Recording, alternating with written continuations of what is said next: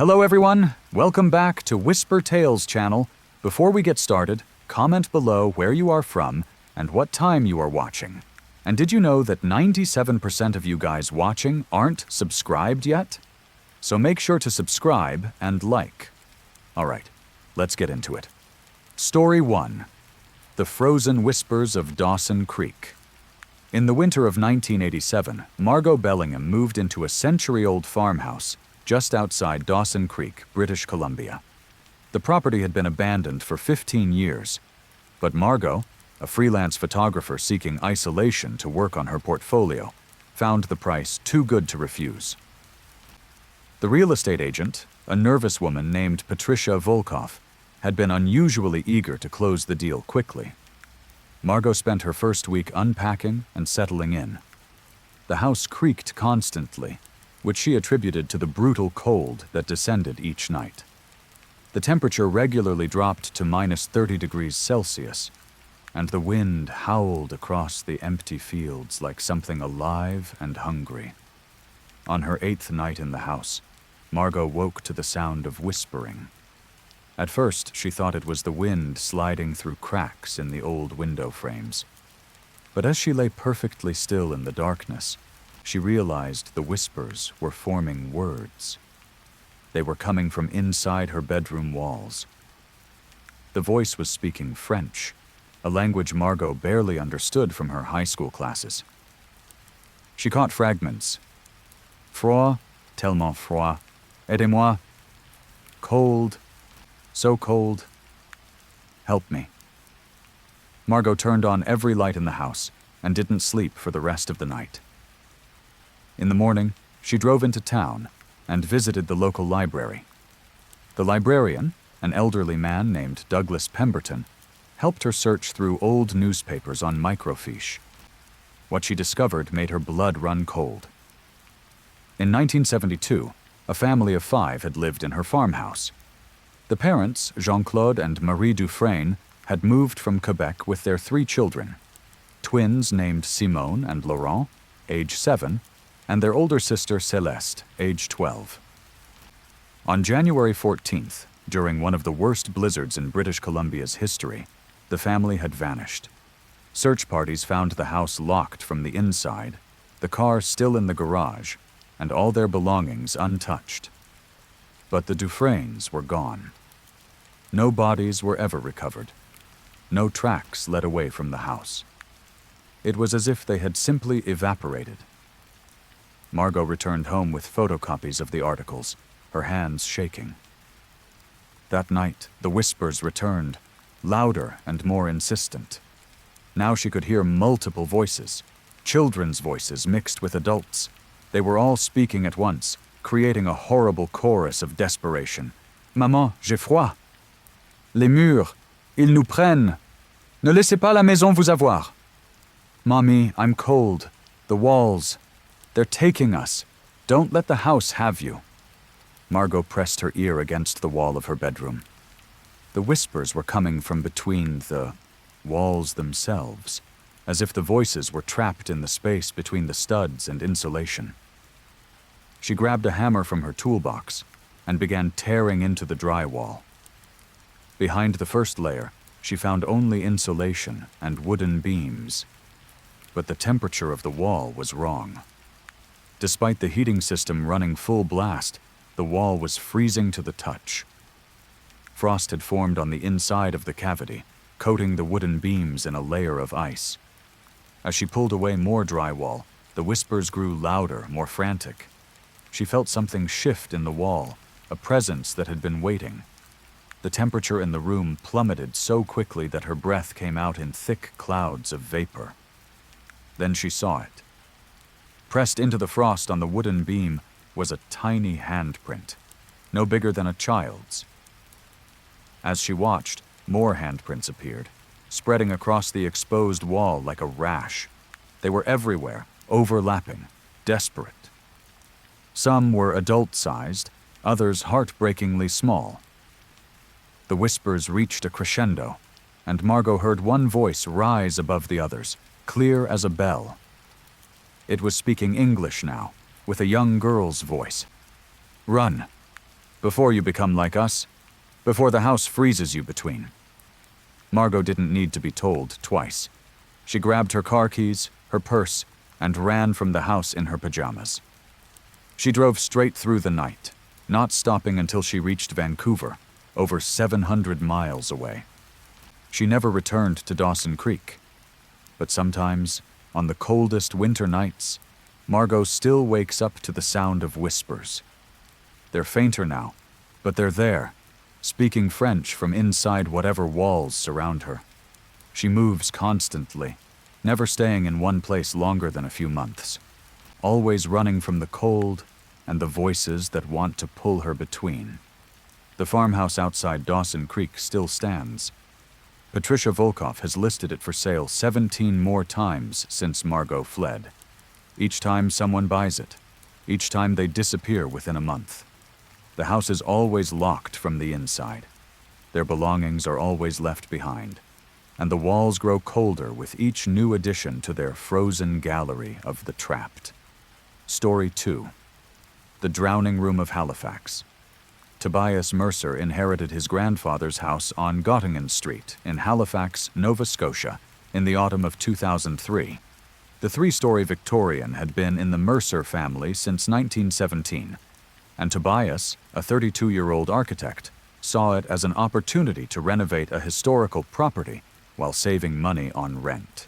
His grandfather, Rutherford Mercer, had lived alone in the house for the last 40 years of his life, becoming increasingly reclusive.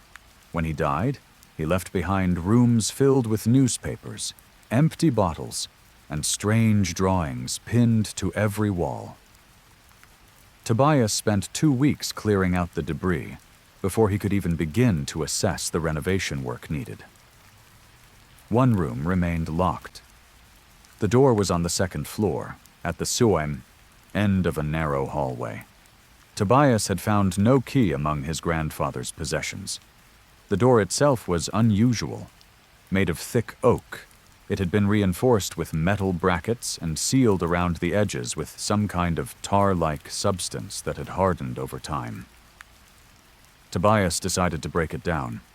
It took him 2 hours with a sledgehammer to break through. When the door finally gave way, he was hit by a wall of cold, damp air that smelled of salt water and decay. The room beyond was completely dark. He shone his flashlight inside and froze. The room was empty except for a single bathtub in the center. The bathtub was filled to the brim with water so clear and still it looked like glass. But that wasn't what stopped Tobias in his tracks. The walls were covered in photographs, hundreds of them, maybe thousands, all showing the same thing: people drowning. The photographs were old, black and white, taken from various angles. Some showed people thrashing in open water, their faces twisted in panic. Others showed bodies floating face down. Some were close-ups of faces submerged just beneath the surface, eyes open and staring. Tobias's stomach turned. He stepped into the room, his footsteps echoing on the bare wooden floor. As he approached the bathtub, he noticed something that made no sense. The water in the tub was moving. Not sloshing or rippling. Moving. Swirling in a slow, deliberate pattern, as if something beneath the surface was circling. Tobias leaned closer and pointed his flashlight down into the water. A face looked back at him. It was a woman's face, pale and bloated, eyes milky white, floating just beneath the surface. Her mouth opened and closed silently, as if she was trying to speak. Then she began to rise. Tobias stumbled backward, but he couldn't look away. The woman's face broke the surface of the water, but there was no splash, no sound. She simply emerged, water streaming from her hair and skin. But she wasn't climbing out of the tub. She was standing up through the water, as if the bathtub had no bottom, as if it was a portal to somewhere deep and dark. More faces appeared behind her, dozens of them rising through the impossible depth of the bathtub. Men, women, children, all drowned, all reaching upward. Tobias finally broke free of his paralysis and ran from the room. He slammed the broken door shut and dragged a heavy bookshelf in front of it. His hands were shaking so badly he could barely dial 911. The police came. They were skeptical at first, but when they entered the room, they found the bathtub empty, completely dry. No water, no photographs on the walls, just a dirty room with peeling wallpaper and a rusty bathtub. But one of the officers, a veteran named Constable Vivian LaRose, noticed something. The floor around the bathtub was wet. Not just damp, but soaked, with puddles of salt water spreading across the wood. She ordered the bathtub removed and the floor beneath it excavated. What they found explained everything and nothing at all. Beneath the room was a cavity that extended down 20 feet, far deeper than should have been possible given the house's foundation. The cavity was filled with seawater, and at the bottom, they found bones. Dozens of human skeletons, all jumbled together. The coroner's examination revealed that the bones belonged to at least 47 individuals. Carbon dating placed the oldest remains at over 200 years old. DNA analysis eventually identified 12 of the bodies as sailors who had gone missing from Halifax Harbor between 1910 and 1950. The others remained unidentified. Further investigation uncovered the horrible truth. Tobias's great-great-grandfather, Cornelius Mercer, had been a ship captain in the early 1900s. He was also a murderer. He had lured sailors and dock workers to his home, promising them work or lodging, then drowned them in that room. He would photograph them in their final moments, keeping the images as trophies. The room had been built over an old well that connected to underground channels leading to the harbor. Cornelius had used it to dispose of the bodies, letting them sink into the dark water beneath his house. Rutherford Mercer, Tobias's grandfather, had known about the room. The drawings Tobias had found weren't random scribbles. They were protection sigils, copied from various occult texts. Rutherford had spent his entire life trying to keep the room sealed, trying to keep the drowned from rising. Tobias sold the house immediately. It was purchased by a developer who planned to tear it down and build condominiums. But on the first day of demolition, 3 workers went missing. They were found 2 days later in Halifax Harbor, drowned with no water in their lungs. The house still stands. No one will touch it now. The door to the second-floor room has been sealed again, this time with concrete and steel. But locals report seeing lights in the windows at night and hearing the sound of water running through pipes that have been disconnected for years. And sometimes, after a storm, photographs wash up on the shores of Halifax Harbor. Black and white images of people drowning, their faces frozen in terror. The photographs are always wet with salt water, even though they're decades old, even though they should have been destroyed long ago. The drowning room is waiting. It's always waiting. And the bathtub is never really empty. Story 3. The Skin Thieves of Thunder Bay. In the summer of 2011, a series of disappearances plagued the small communities around Thunder Bay, Ontario. Over the course of 3 months, 8 people vanished without a trace. The victims had nothing in common. Different ages, different backgrounds, different routines. The only connection was geography. They all lived within a 50-mile radius of Lake Superior. The 9th victim was supposed to be Darcy Hawthorne. Darcy was a 26-year-old conservation officer who worked in the forests north of the city. On August 15th, she was conducting a routine patrol when she found something that shouldn't exist. A camp deep in the woods, miles from any trail. The camp consisted of 3 large canvas tents arranged in a triangle around a fire pit. What caught Darcy's attention was the smell. Even from 50 yards away, the stench was overwhelming. A mixture of rot, chemicals, and something else she couldn't identify. She approached with her hand on her radio, ready to call for backup. But what she saw made her forget about the radio entirely. Hanging between the trees were skins. Human skins. They had been carefully removed, stretched, and hung like leather hides to dry. 8 of them, each marked with a tag that had a name written in neat handwriting. Darcy recognized some of the names from the missing persons reports. She heard movement behind her and turned to see 3 people emerging from one of the tents. They looked normal at first glance, 2 men and a woman dressed in ordinary camping clothes. But something was wrong with their faces. The proportions were slightly off, as if they were wearing masks that didn't quite fit.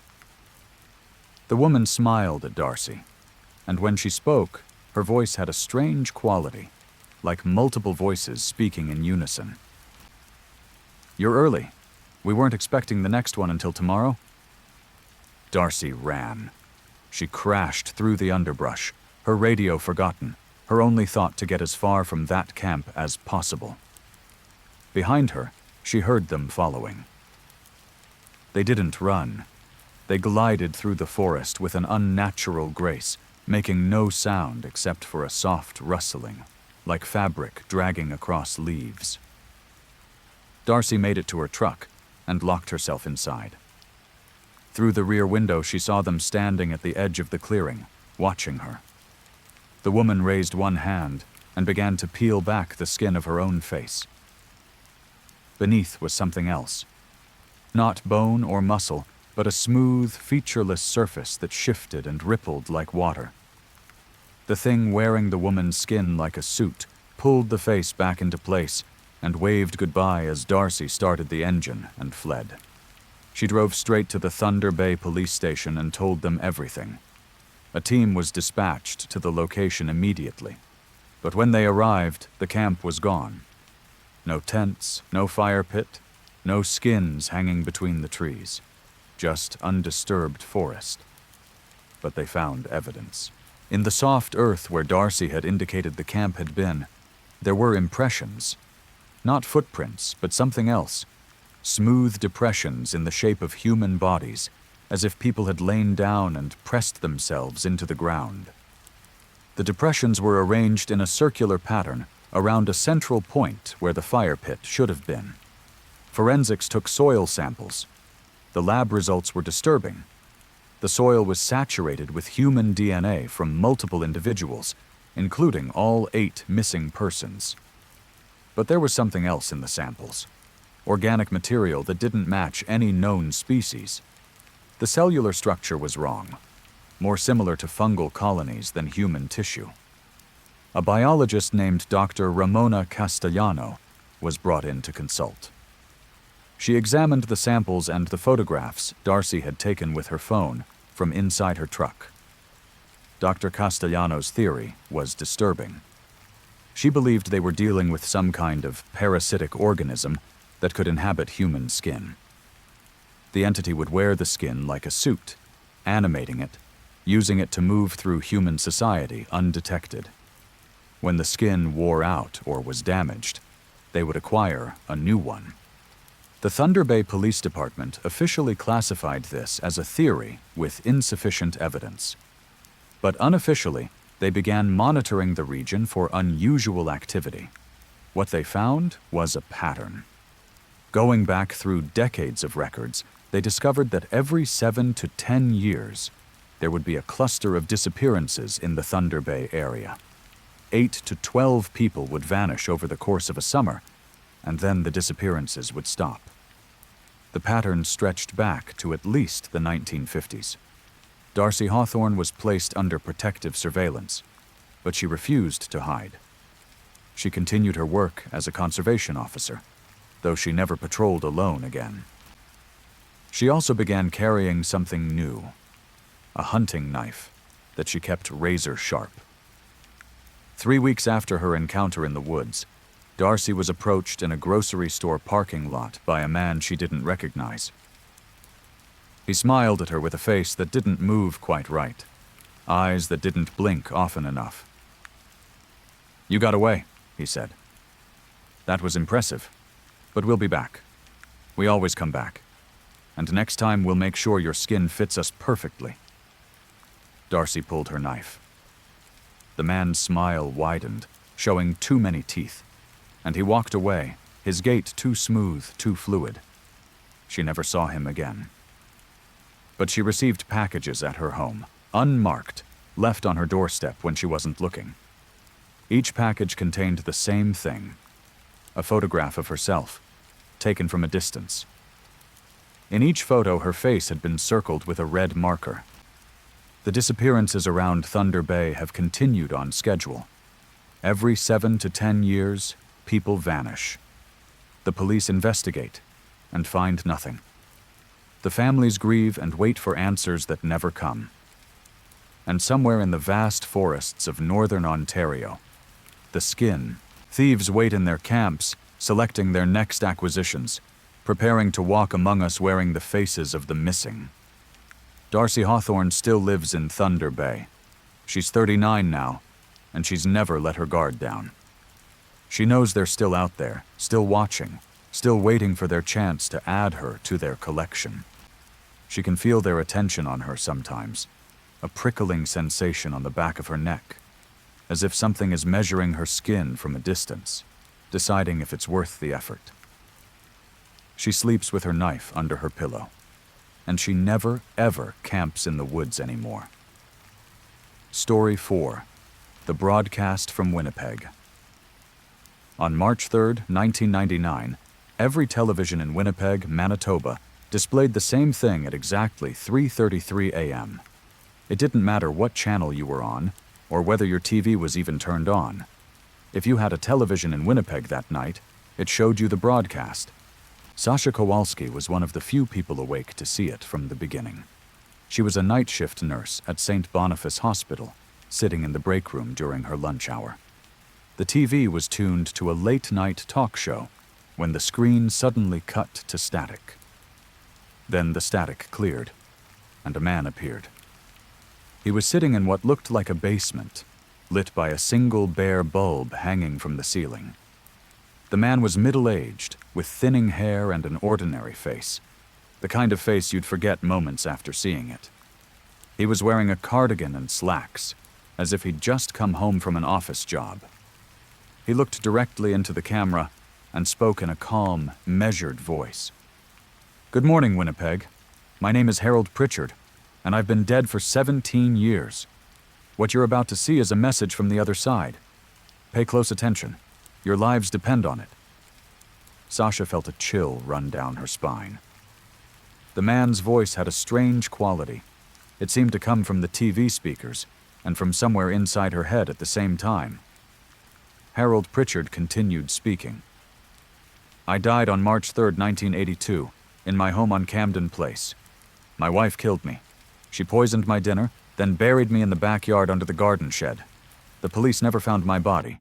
She collected my life insurance and moved to British Columbia. She's still alive, living in Victoria under her maiden name, Charlotte Fenwick." Sasha grabbed her phone to call someone, but her hands were shaking too badly to dial. Harold Pritchard's face remained emotionless as he continued. "But I'm not here to talk about my murder. I'm here to tell you about what comes after. Death isn't the end. It's a waiting room, and we're all waiting for the same thing, for the door to open. We can see you, the living. We watch you every day. We stand beside you in your homes. We whisper in your ears while you sleep. And we're getting tired of waiting." The camera pulled back slightly, and Sasha saw that Harold Pritchard wasn't alone. Behind him, standing in the shadows of the basement, were others. Dozens of people, maybe hundreds, all standing perfectly still, all staring at the camera. "In 17 days, Harold said, the door will open. We're all coming through. Every person who has ever died in Winnipeg will return. We'll walk out of the ground, out of the walls, out of the air itself, and we'll reclaim what was taken from us, our homes, our families, our lives."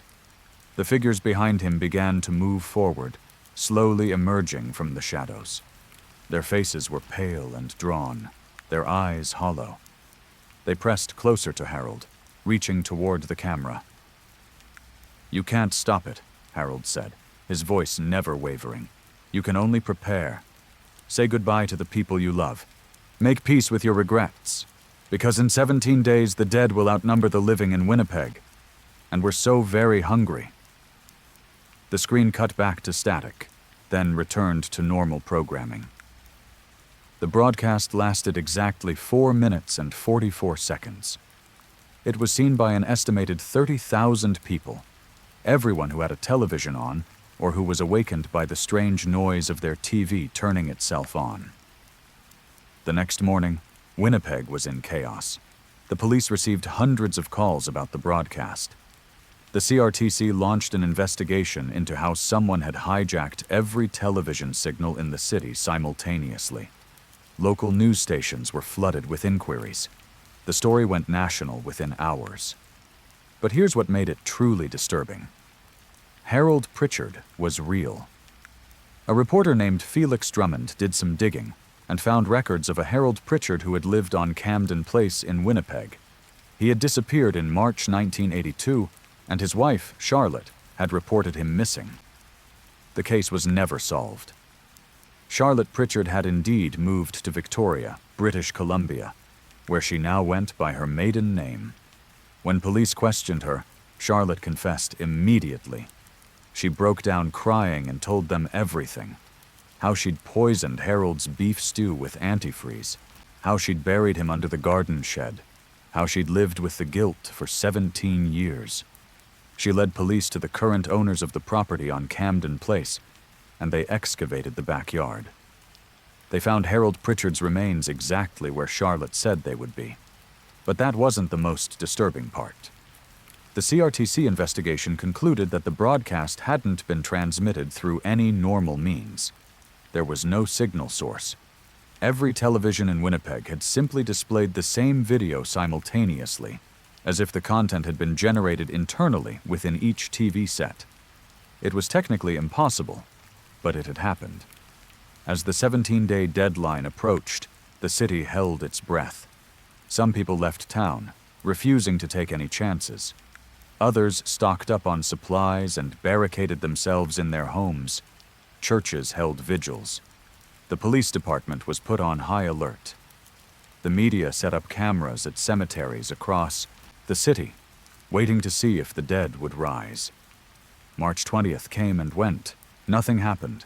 No dead emerged from graves.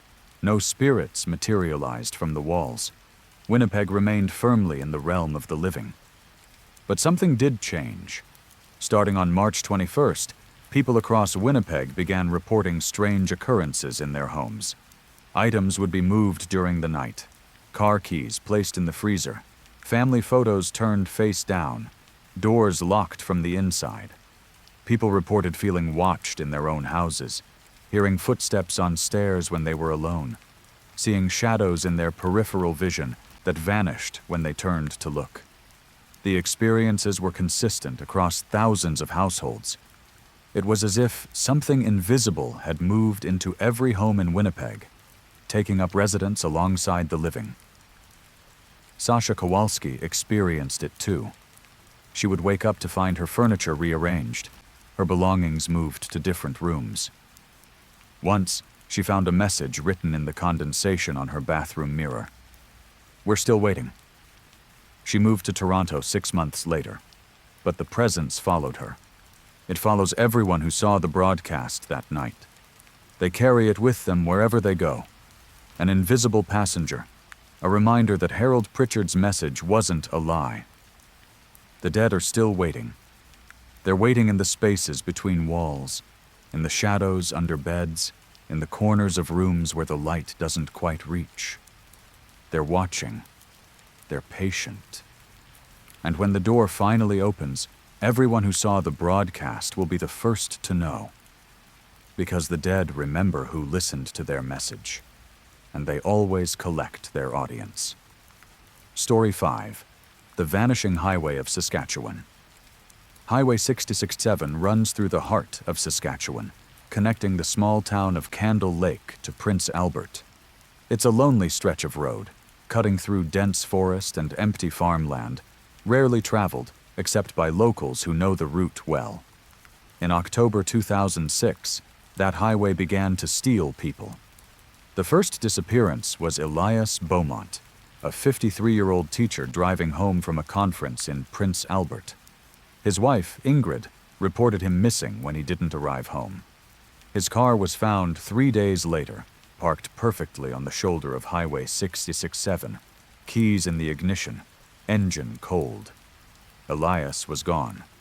The police investigation found no evidence of foul play. Elias's wallet, phone, and luggage were all in the car. There were no signs of a struggle. It was as if he had simply stepped out of his vehicle and vanished into thin air. 2 weeks later, it happened again. A young couple, Brendan and Yolanda Shu, disappeared while driving that same stretch of highway. Their car was found in the same condition, parked neatly, engine off, all belongings intact. Both of them were gone. By the end of November, 6 people had disappeared from Highway 667. The pattern was always the same. The car would be found, parked on the shoulder, usually around kilometer marker 47, with no sign of the driver or passengers. The RCMP set up checkpoints and increased patrols, but the disappearances continued. In December, 2 more people vanished.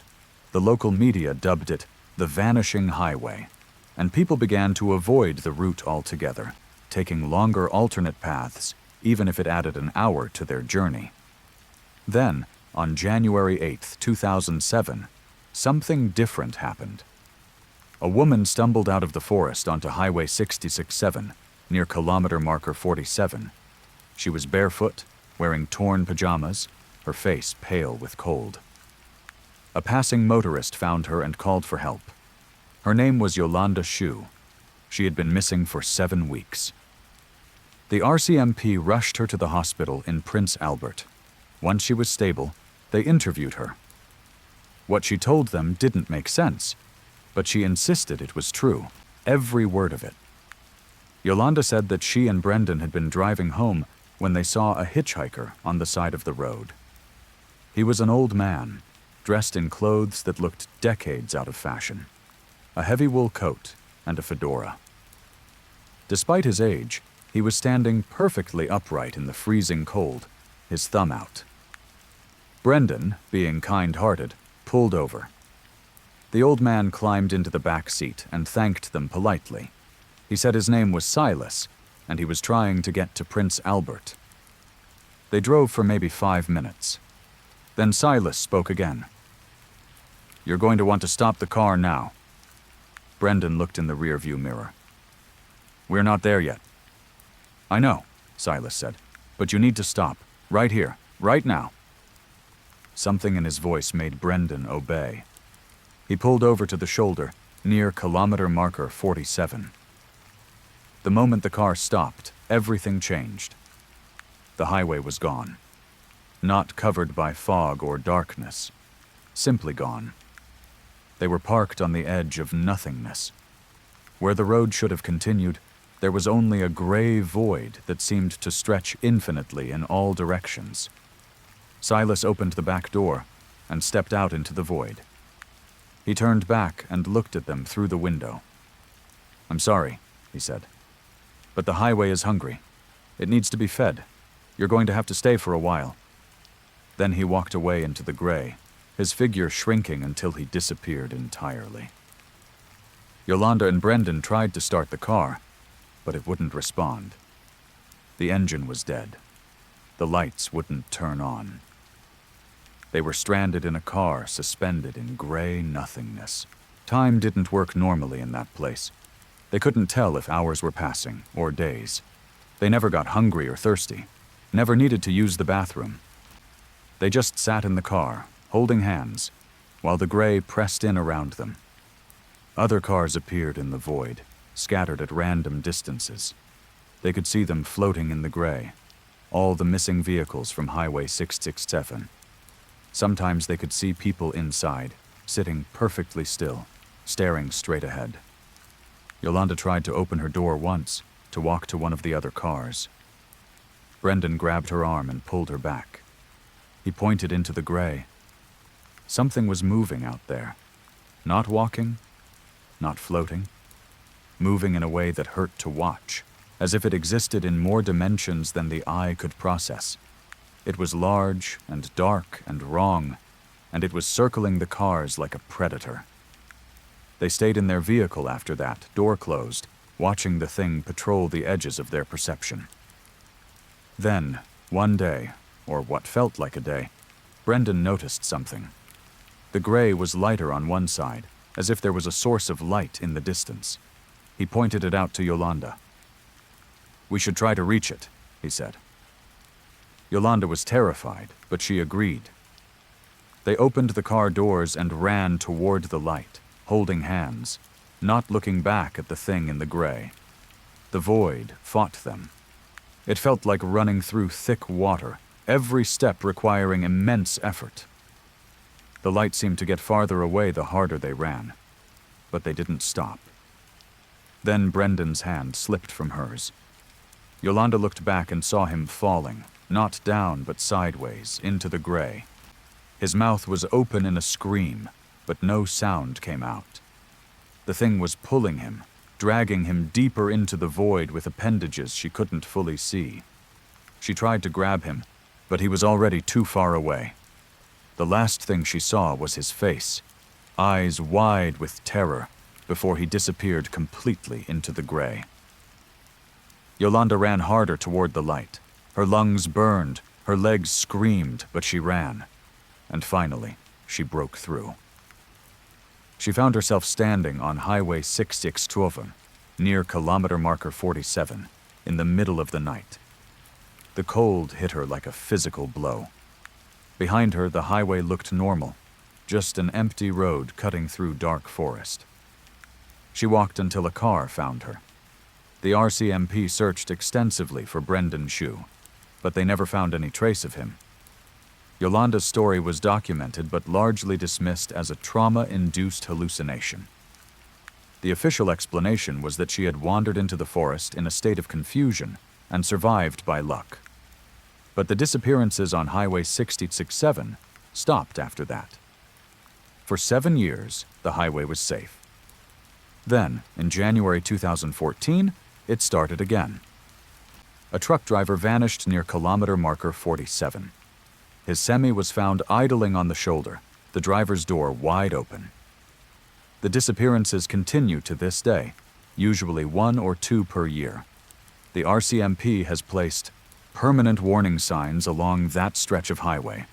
Do not stop, emergency vehicles only.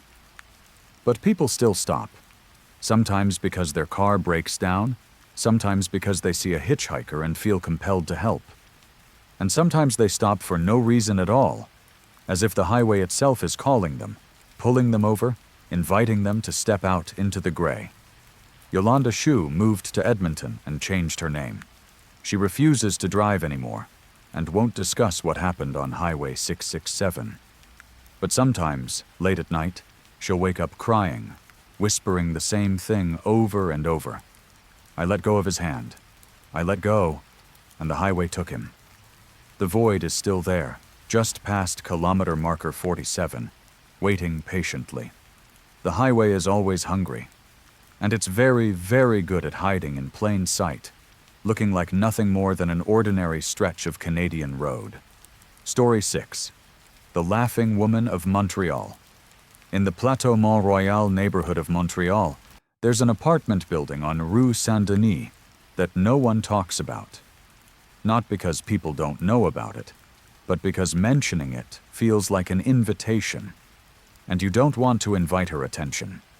The building has been there since 1923, a 4-story walk-up with red brick facade and narrow windows. Apartment 3B has been empty since 1987. The building's owner, a man named Gustave Mercier, keeps it locked and pays the utilities to keep the lights off. He's refused every offer to rent it, even though the building is in a desirable location and he could charge premium rates. He knows what lives there, and he knows better than to disturb it. The story began in May 1987, when a young woman named Céline Tremblay moved into 3B. She was 24, a graduate student at McGill University studying psychology. By all accounts, she was normal. Friendly, intelligent, ambitious. She had her whole life ahead of her. 3 weeks after moving in, Céline stopped leaving her apartment. Her friends tried calling, but she wouldn't answer the phone. They knocked on her door, but she wouldn't respond. They could hear her inside, though. She was laughing. Not just giggling or chuckling, laughing. Long, sustained peals of laughter that echoed through the walls. Hour after hour, day after day. The neighbors complained to the building manager. But what could he do? Laughing wasn't illegal. On June 15th, Céline's mother, Isabelle Tremblay, became worried enough to contact the police. 2 officers were dispatched to conduct a wellness check. They knocked on the door of 3B. The laughter stopped. After a moment, Céline opened the door. According to the police report, she looked terrible. Her hair was tangled, her clothes were stained, her eyes were bloodshot. But she was smiling. A wide, stretching smile that showed all her teeth. "I'm fine," she said in French. "Never been better."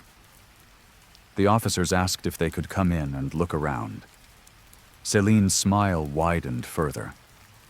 "Of course. Come see what I've found. Come see why I'm so happy." They followed her inside. The apartment was dark, all the curtains drawn. The air smelled stale and wrong, like spoiled meat mixed with flowers.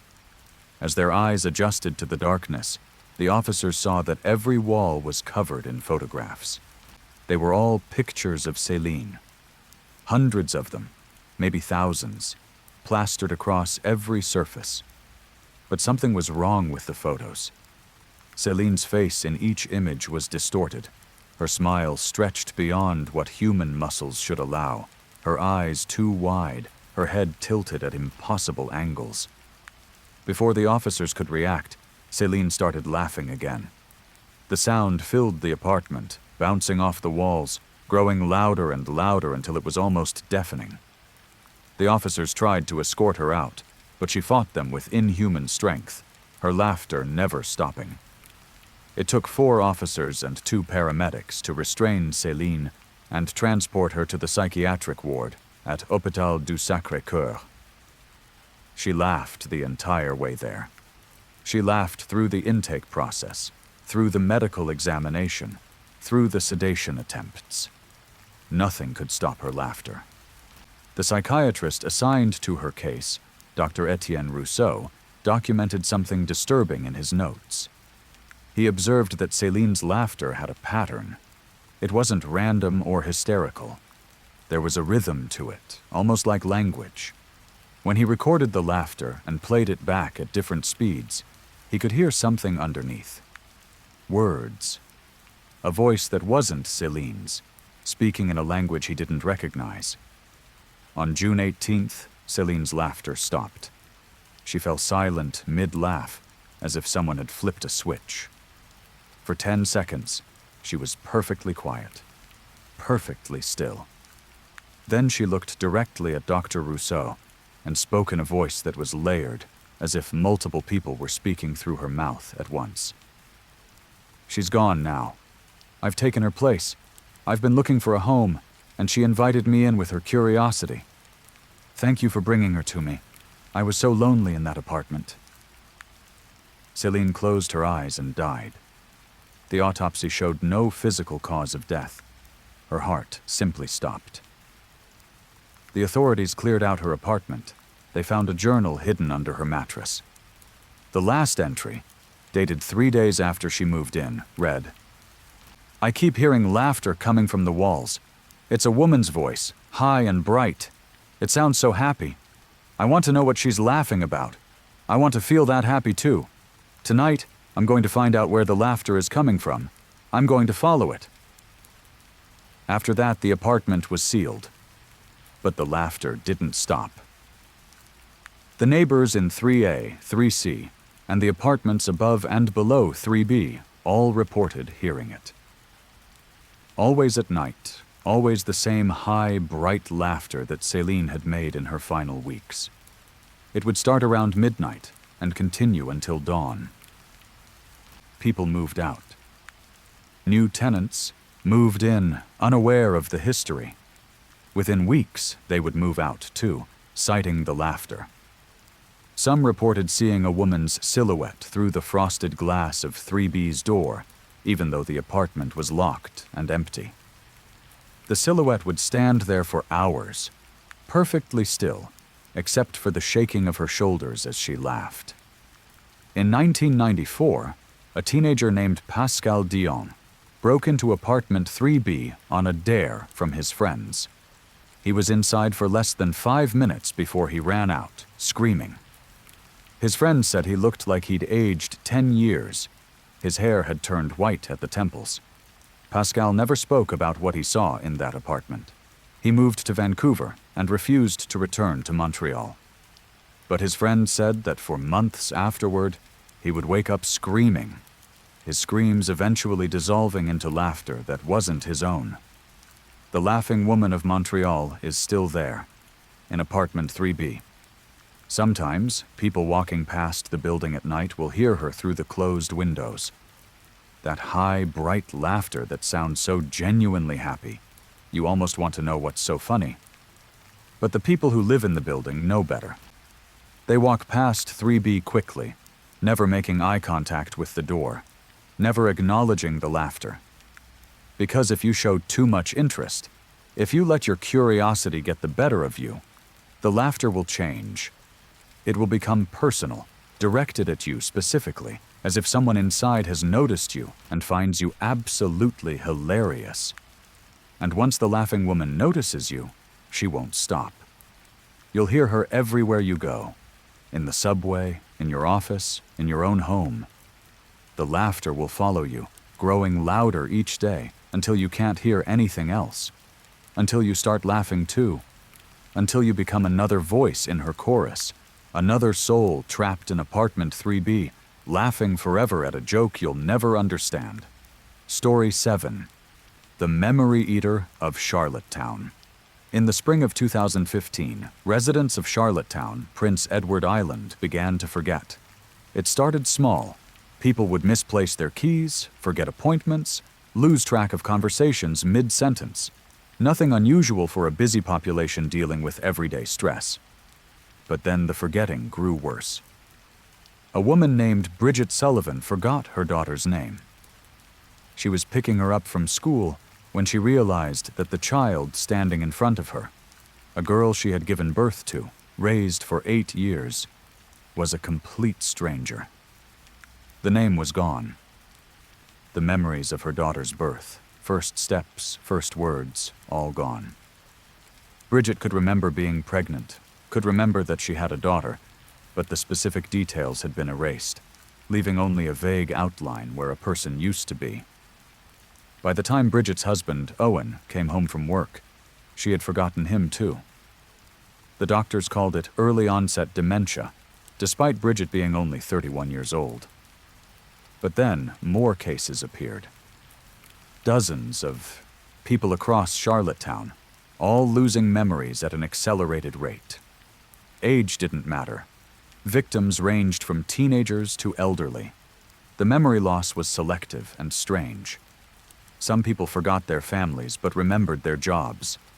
Others forgot decades of their life but could recall their childhood in perfect detail. Dr. Imogen Blackwood, a neurologist at the Queen Elizabeth Hospital, noticed a pattern. All the victims lived or worked within a 2-mile radius of Victoria Park. She began interviewing patients, trying to find a common thread. One patient, a man named Luther Finch, told her something that made her blood run cold. "There's a woman," Luther said. "I see her in Victoria Park every morning when I walk my dog. She's always sitting on the same bench near the waterfront. She never moves, just sits there with her eyes closed.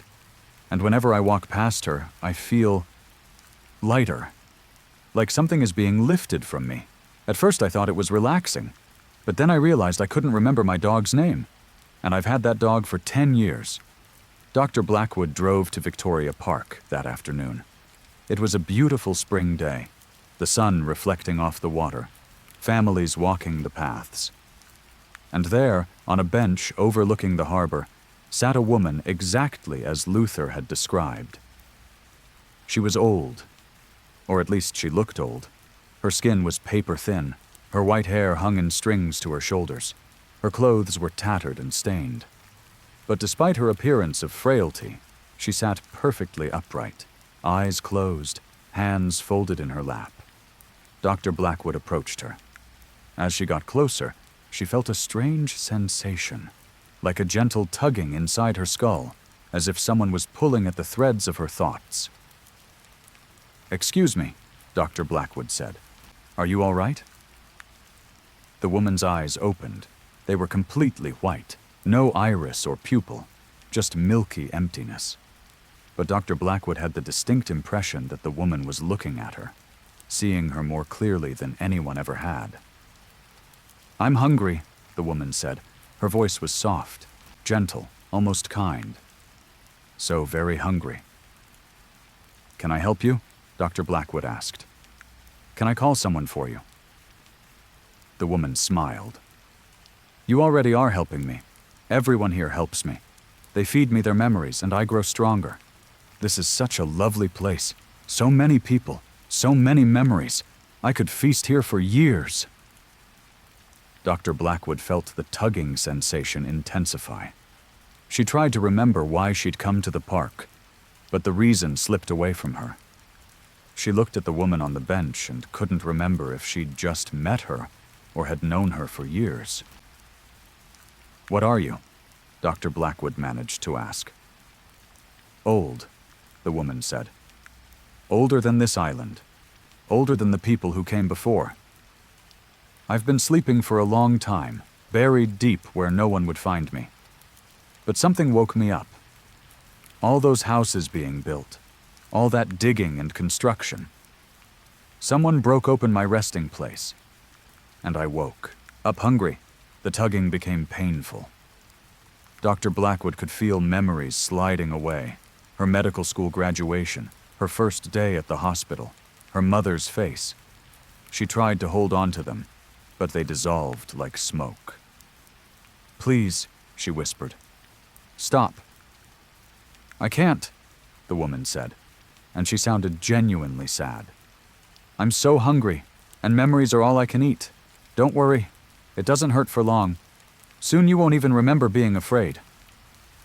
Dr. Blackwood turned and ran. She made it to her car before she forgot where she was parked. She sat behind the wheel, tears streaming down her face, trying desperately to remember why she was crying. A jogger found her 3 hours later, confused and disoriented. She was taken to the hospital where she worked, though she didn't recognize it. Over the next week, Dr. Blackwood lost years of memories, her entire medical career, her relationships, her sense of self. Eventually, she was transferred to a long-term care facility, diagnosed with catastrophic memory loss of unknown origin. But before she lost everything, she managed to write down what had happened. She left notes describing the woman in Victoria Park, warning others to stay away. Her colleague, Dr. Nathaniel York, found the notes and took them seriously. Dr. York went to the park with a team from the hospital. They found the bench where the woman had been sitting. She was gone, but the bench itself was wrong. It was weathered and old, far older than the other park benches. The wood was gray and cracked, and carved into the backrest were symbols that predated any known language. Dr. York organized a research team to investigate the park's history. They discovered that Victoria Park had been built in 1889, but before that, the land had been considered cursed by the Mi'kmaq people who lived in the area. There were stories of a spirit that lived in that place, something that fed on thoughts and memories, leaving its victims as empty husks. The construction of the park had required extensive excavation. Dr. York obtained the original building plans and found that workers had discovered something during the dig, a stone chamber buried 20 feet underground. The chamber had been sealed and forgotten, its location never officially recorded. Dr. York convinced the city to excavate the site. They found the chamber exactly where the old plans indicated. It was empty except for a stone sarcophagus. The sarcophagus had been broken open from the inside. Inside, they found only bones and tattered cloth. But carved into the stone lid was a warning in Mi'kmaq, translated by a local elder. Here lies the Memory Eater. She was imprisoned in life for her crimes. She must remain imprisoned in death. If she wakes, she will consume all that makes us who we are. The warning had come too late. By the time they found the chamber, over 200 people in Charlottetown had been affected. The memory loss continued to spread, centered around Victoria Park, but reaching farther each day. The woman on the bench was seen by multiple witnesses in different locations around the city. She was always sitting, always still, always with her eyes closed. And anyone who came too close would feel that gentle tugging, that soft pull on the threads of their memories. The city eventually closed Victoria Park, citing structural safety concerns. But the Memory Eater had already established herself in Charlottetown. She moves around now, never staying in one place too long. Park benches, bus stops, shopping mall food courts, anywhere people gather and rest. If you visit Charlottetown, you might see her. An old woman, frail and harmless looking, sitting alone with her eyes closed. And if you get close enough, you'll feel it. That gentle tugging inside your head, that sensation of something precious being slowly pulled away. By the time you realize what's happening, it's already too late. You'll walk away lighter, relieved of the burden of your memories. And the Memory Eater will sit there, full and content, until she grows hungry again. Dr. Bridget Sullivan lives in a care facility now. She doesn't remember her daughter, her husband, or her name. But sometimes, on quiet nights, she'll whisper the same thing over and over.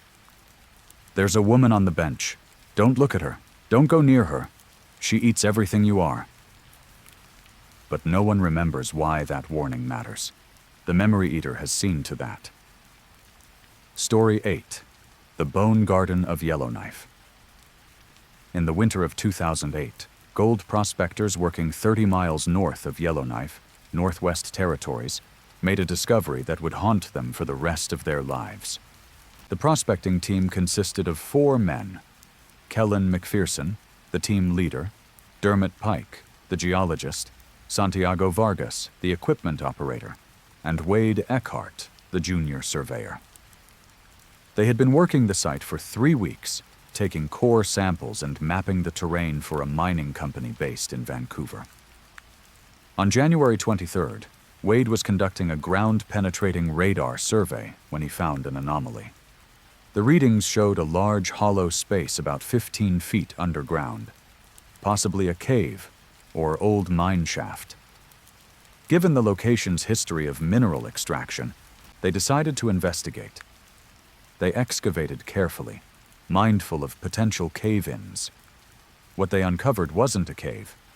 It was a garden. 20 feet below the frozen surface, they found a massive chamber, roughly the size of a football field. The chamber was lit by some kind of bioluminescent fungus growing on the walls, casting everything in a sickly green glow. And growing from the floor of the chamber were trees.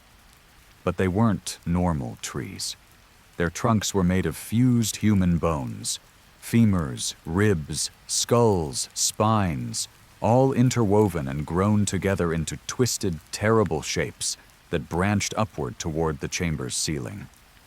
The leaves were fingernails and teeth, clicking together in a breeze that shouldn't exist, this far underground. The prospectors stood at the edge of the excavation, staring down into the bone garden. None of them wanted to descend into that chamber.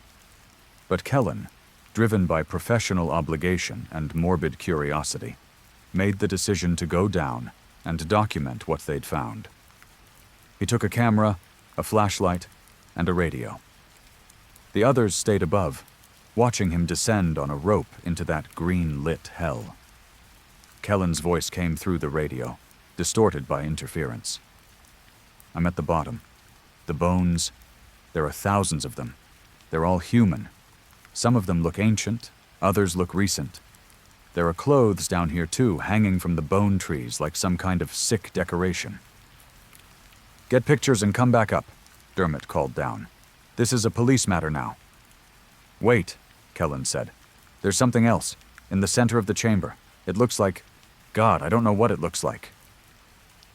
The radio went silent. The three men above called for Kellen, but there was no response. They could see his flashlight beam moving through the chamber, deeper into the bone garden. Then the light went out. Dermot, Santiago, and Wade pulled on the rope, trying to haul Kellen back up. The rope went taut, then suddenly slack. When they pulled it up, the end had been cut cleanly, as if by a razor. They heard Kellen scream. It echoed up from the chamber, bouncing off the bone trees, multiplying until it sounded like dozens of voices screaming in unison. Then the screaming stopped, and they heard something else. Laughter. Deep, resonant laughter that shook the ground beneath their feet. The three men ran. They left their equipment, their samples, everything. They drove the 30 miles back to Yellowknife in terrified silence and went straight to the RCMP. A team was dispatched to the site the next day. They found the excavation exactly as the prospectors had described. They could see the chamber below, the bone trees, the green glow. But they didn't find Kellen McPherson. What they did find was a message carved into the frozen ground next to the excavation hole. The letters were 3 feet tall, scratched deep into the permafrost. "The garden grows, feed the trees." The RCMP brought in anthropologists, archaeologists, and forensic specialists. Over the next 3 months, they excavated the chamber carefully, documenting everything. The bone trees contained the remains of at least 400 individuals, dating back over 1,000 years. Some of the bones showed signs of ritual scarring and deliberate arrangement. The center of the chamber held the most disturbing discovery: a stone altar carved with symbols matching those found in ancient Dean legends. The altar was stained with blood. Not old, dried blood, but fresh blood that hadn't frozen despite the temperature. Sitting on the altar was Kellen McPherson's camera. The memory card was intact. The photographs Kellen had taken showed the bone garden from his perspective as he moved through it. But in the background of every image, standing among the trees, was a figure. It was tall, impossibly thin, with limbs that bent at wrong angles. Its head was a skull, but not human. Something ancient and alien, decorated with antlers made of finger bones. In the last photograph, taken moments before Kellen disappeared, the figure was directly in front of him. And behind it, Kellen could be seen reflected in its eye sockets, or what should have been eye sockets. The reflections showed Kellen screaming, his mouth stretched wide, his fingers digging into his own face. The anthropologists consulted with Dean elders who shared stories that had been passed down for generations. They spoke of something called the Bone Shepherd, a spirit that tended a garden in the underworld. According to legend, the Bone Shepherd was neither good nor evil, but it demanded tribute. Those who found the garden uninvited would become part of it, their bones harvested to help the trees grow. The Canadian government sealed the site. They filled the excavation with concrete, poured layers of steel and stone over it, and declared the area off-limits. Official reports classified the chamber as an archaeological site of cultural significance and made no mention of what was really found there. But sealing the bone garden didn't end the story. Dermot Pike began having nightmares. Every night, he dreamed of bone trees growing in his backyard. He would wake up and check, finding nothing. But the dreams persisted, growing more vivid. After 3 months, Dermot walked out of his house in Whitehorse and was never seen again. His backyard was later found torn up, with holes dug everywhere, as if he'd been searching for something buried underground. Santiago Vargas moved back to his native Chile, hoping distance would help him forget. It didn't. He started seeing bone trees everywhere, in parks, in forests, in the courtyard of his apartment building. Other people couldn't see them, but to Santiago, they were as real as anything else. He eventually committed himself to a psychiatric hospital, where he still resides, drawing pictures of bone trees and whispering about the garden that grows beneath the world. Wade Eckhart is the only one who seems to have escaped the garden's influence. He left the Northwest Territories and settled in St. John's, Newfoundland, as far from Yellowknife as he could get without leaving Canada. He changed his name, found a job as an accountant, and tried to live a normal life. But every winter, on January 23rd, the anniversary of the day they found the bone garden, Wade receives a package at his door. Inside is always the same thing: a single human bone, different each time. Femur, radius, phalange, rib. The bones are fresh, still slightly warm, with bits of tissue clinging to them. And attached to each bone is a note, written in handwriting Wade doesn't recognize. The garden grows. Your friend feeds the trees well. When will you come home? Wade has moved 17 times in the past 16 years. The packages always find him. He's reported them to the police, but they can never trace their origin. The bones are real, but they don't match any missing persons in the DNA databases. Sometimes, late at night, Wade stands in his backyard and listens. If he's very quiet, if he presses his ear to the ground, he swears he can hear it. The clicking of fingernail leaves, the creaking of bone branches, and underneath it all, Kellen McPherson's voice, laughing and screaming in equal measure, calling for his old friends to join him in the garden that never stops growing. Story 9. The Ascending Staircase of Quebec City. In the Vieux-Québec district, there's a narrow alley between Rue Saint-Jean and Rue Sainte-Ursule that doesn't appear on any official maps.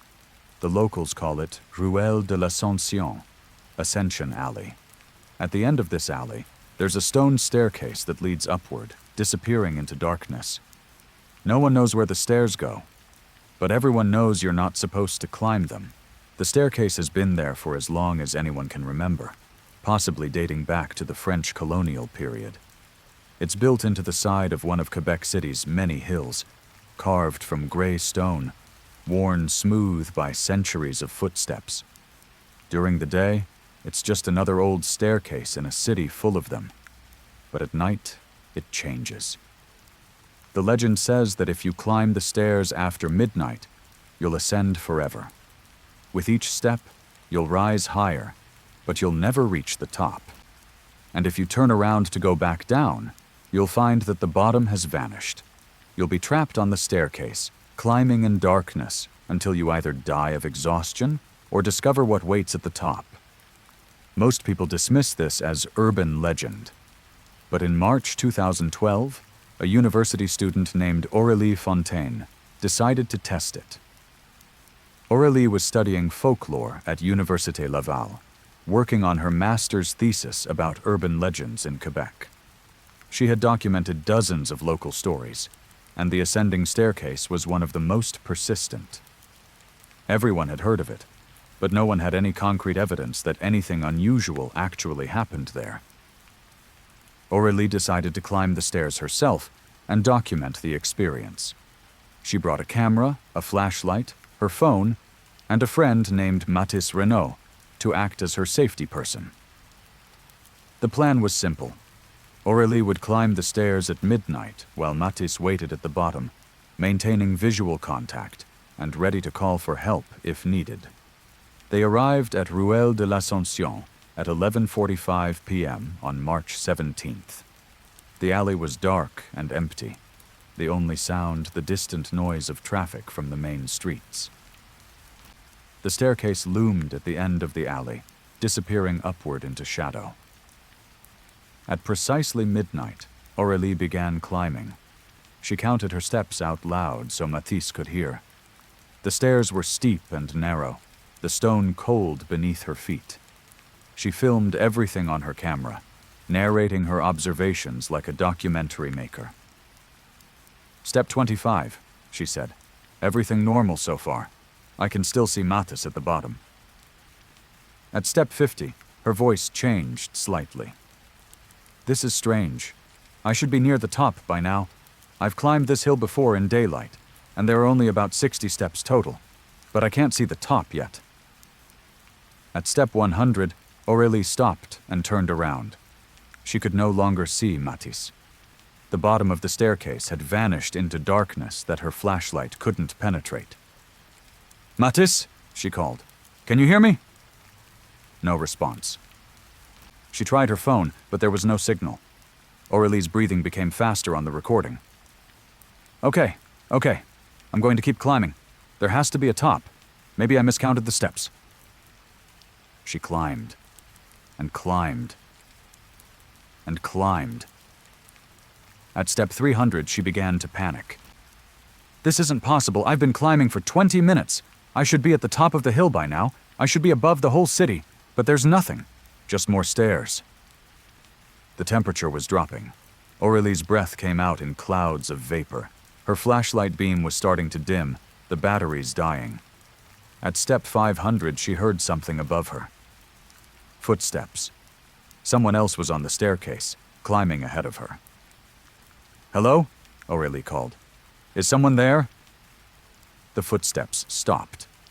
Then, from the darkness above, a voice responded. It was a woman's voice, thin and desperate. "Don't come up here. Turn back. Please, turn back while you still can." "I can't," Aurélie said. "The bottom is gone. I can only go up." "No," the voice said closer now. "You can always go back. But you have to want it more than you want to know what's at the top. The staircase feeds on curiosity. It will keep you climbing forever if you let it." Aurélie's flashlight finally died. She was alone in the dark, with the voice and the endless stairs. "How long have you been here?" Aurélie asked. "I don't know anymore. Years, maybe, or days. Time doesn't work right here. I stopped counting my steps after 10,000. 10,000? I wanted to reach the top so badly. I needed to know what was up there. And the more I climbed, the more desperate I became. It's like an addiction. Even now, even knowing I'm trapped, part of me wants to keep climbing." Aurélie made a decision. She sat down on the stairs and closed her eyes. "I don't want to know what's at the top," she said out loud. "I want to go back. I want to go home." She repeated it like a mantra, over and over, fighting against the urge to stand up and keep climbing. The curiosity was overwhelming, a physical need gnawing at her mind. What was at the top? What would she find if she just kept going? But she resisted. She sat there for what felt like hours, maybe days, repeating her mantra. And slowly, gradually, she felt the stairs beneath her change. They felt warmer, more solid, more real. When she finally opened her eyes, she was sitting at the bottom of the staircase. Mathis was kneeling beside her, shaking her shoulder. "Aurélie, thank God. You've been sitting here for 3 hours. You just froze up after the first step. I couldn't wake you." Aurélie looked down at her camera. The timestamp showed she had been recording for exactly 3 minutes before the battery died. But the step counter on her fitness watch showed a different story. 847 steps climbed. She never went back to Ruelle de l'Ascension. But sometimes she still dreams about it. In her dreams, she's climbing the staircase, and with each step, she gets closer to understanding what's at the top. The curiosity hasn't left her. It never will. And sometimes, late at night, her fitness watch will start counting steps even though she's lying in bed, perfectly still. The number climbs higher and higher, reaching into the thousands, as if somewhere, on some version of the staircase, She's still climbing, still searching, still unable to resist the pull of the unknown. The ascending staircase is still there in Vieux-Québec. The city has installed a gate at the entrance to the alley, but it's often broken or left unlocked. People still climb the stairs, despite the warnings. Most of them come back, but not all. And if you listen carefully at midnight, standing at the bottom of those worn stone steps, you can hear them. The ones who never came back. You can hear their footsteps echoing from above, climbing endlessly, forever chasing the answer to a question that should never be asked. What's at the top? Story 10. The Mirror House of Victoria. On a quiet residential street in Victoria, British Columbia, there stands a house that no one has lived in for 23 years. The property at 1847 Chambers Street looks normal from the outside. A modest two-story craftsman with blue siding and white trim. But the locals know to avoid it, because anyone who spends the night in the Mirror House never quite comes back as themselves. The house earned its name from the previous owner, a woman named Delphine Ashworth, who died there in 2001. Delphine had been an interior designer with an unusual fixation. She covered nearly every surface in her home with mirrors. The walls, the ceilings, parts of the floor, all reflective surfaces. She claimed it made the space feel larger and brighter. Her friends thought it was excessive. They had no idea how right they were. Delphine lived alone after her husband, Marcus, left her in 1998. According to the divorce papers, Marcus cited irreconcilable differences and concerns for mental well-being. In his testimony, he mentioned that Delphine had become obsessed with the mirrors, spending hours staring at her reflection, talking to it, treating it as if it were a separate person. After the divorce, Delphine's obsession grew worse. She installed more mirrors. She would have dinner parties where she was the only guest, setting places at the table for her friends, the reflections she saw in the mirrors surrounding her. On October 31st, 2001, neighbors called police after not seeing Delphine for several days. Officers broke down the door and found her body in the living room, surrounded by mirrors. She had died of dehydration and starvation, having apparently sat in that room for days without moving. But what disturbed the officers most was her expression. Delphine had died with a look of absolute terror on her face, her eyes wide and fixed on one of the mirrors, and scratched into the glass of that mirror, using what appeared to be her own fingernails, were words. "They're not reflections. They're watching. They're waiting." The house was sold to a young couple, Trevor and Maxine Cho, in 2002. They got it for far below market value and thought they'd found a steal. They planned to remove the mirrors and renovate. They lasted 3 nights. On their 3rd night in the house, Maxine woke at 2 a.m. to find Trevor standing in front of the large mirror in their bedroom, staring at his reflection. She called his name, but he didn't respond. She touched his shoulder, and he slowly turned to her. "There are 2 of me," he said calmly. "One in here and one in there. We need to figure out which one is real." Maxine tried to pull him away from the mirror, but he shoved her aside with surprising strength. He pressed his hand against the mirror's surface, and Maxine watched in horror as his reflection did something Trevor wasn't doing. It smiled. Trevor wasn't smiling. His face was blank, expressionless, but his reflection grinned widely, and then it reached through the mirror. The hand that emerged from the glass grabbed Trevor's wrist and pulled. Trevor didn't resist. He didn't scream. He simply allowed himself to be pulled forward, his body passing through the mirror's surface like water. Maxine screamed and lunged for him, grabbing his ankle just before he disappeared completely. She pulled with all her strength, and Trevor came back through the mirror. But something was wrong. Trevor's eyes were different. The color was right. The shape was right.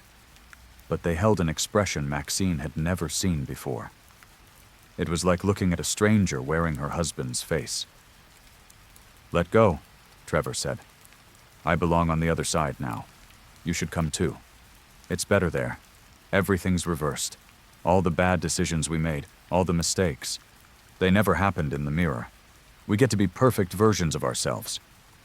Maxine dragged Trevor from the room and out of the house. She drove them to the hospital, where Trevor was admitted for psychological evaluation. The psychiatrists found nothing physically wrong with him, but his behavior had changed fundamentally. He spoke in a flat monotone, rarely blinked, and insisted that he wasn't the real Trevor. "The real Trevor is still in the house," he told the doctors. "I'm just what came back." Maxine eventually had him committed to a long-term psychiatric facility. She sold the house immediately, at a loss, desperate to be rid of it. Since then, the mirror house has changed hands 7 times. Each owner experiences the same phenomena: reflections that move independently, mirror surfaces that are warm to the touch, whispered conversations heard from within the glass. And every owner eventually flees, usually in the middle of the night, refusing to explain what they've seen. The current owner, if you can call someone who refuses to enter their own property an owner, is a real estate investor named Garrison Webb. He purchased the house in 2019, planning to flip it for profit. He hired a crew to remove all the mirrors. The crew worked for 3 days, carefully taking down the reflective surfaces. But on the 4th day, they all quit simultaneously. The foreman, a man named Louis Bélanger, told Garrison what they'd discovered. Behind the mirrors, carved into the drywall, were thousands of words scratched into the walls. The same message, repeated over and over. "We are the real ones. You are the reflections. We're coming through." The crew had also found something else. In several rooms, there were spaces where the mirrors had been removed, leaving behind perfect rectangular outlines on the walls. But when they looked at these blank spaces in the remaining mirrors, they saw something different. The mirrors showed rooms that still had all their reflective surfaces intact, and standing in those mirror rooms were people. Dozens of them, crowded together, all staring out from the glass with hungry eyes. Garrison Webb boarded up the house. He tried to sell it, but found no buyers. He tried to demolish it, but no demolition company would take the job after the first crew reported that their equipment malfunctioned whenever they approached the property. Drills running backward, hammers bouncing off walls as if repelled by a magnetic force. The mirror house stands empty now, slowly deteriorating. The city has declared it a hazard, but lacks the resources or will to deal with it. Occasionally, someone breaks in, usually teenagers on a dare or urban explorers looking for thrills. Some of them come back out, some don't. Those who do return are never quite right. They speak in monotone voices. They rarely blink. They complain that everything feels reversed and wrong. And they all share the same compulsion: a desperate need to go back to the mirror house, to return to where they believe they truly belong. There are now 18 people in various psychiatric facilities across British Columbia who claim they aren't real, that they're reflections who escaped from 1847 Chambers Street. They all have the same story. They went into the mirror house and met themselves. They fought their own reflections for the right to exist in the real world. And they're not sure they won. Maxine Cho visits her husband every month at the facility where he's been living for over 20 years. Trevor, or whatever came back through the mirror wearing his face, has never wavered from his story. He maintains that he's the reflection, the copy, the imposter. The real me is still in there, he tells Maxine during every visit. And one day all the mirrors will break. Everyone who's trapped on the other side will come through. And then you'll all see. The world will understand that everything you think is real is just a reflection. And we're the ones who've been real all along. the mirror house waits. Behind its boarded windows and locked doors, the mirrors still hang on the walls, even though they should have all been removed. They regenerate, reforming on the walls overnight, growing like crystals, spreading their reflective surfaces through the rooms. And if you stand outside the house late at night, looking up at the dark windows, you might see them. Pale faces pressed against the glass from the inside, watching the street, watching the living people pass by, waiting patiently for the day when the barrier between reflection and reality finally shatters, and they can step through into our world. That day is coming. The mirrors grow larger every year. The reflections grow stronger. And somewhere in Victoria, there are 18 people who know the truth, who've seen what waits on the other side, who carry the memories of their mirror selves like invasive thoughts they can't suppress. They're waiting too, waiting for the moment when they can finally go home, back through the glass, back to where they truly belong, back to the mirror house on Chambers Street, where everything is reversed, where mistakes were never made, where perfect versions of ourselves wait in endless reflectivity, calling us home.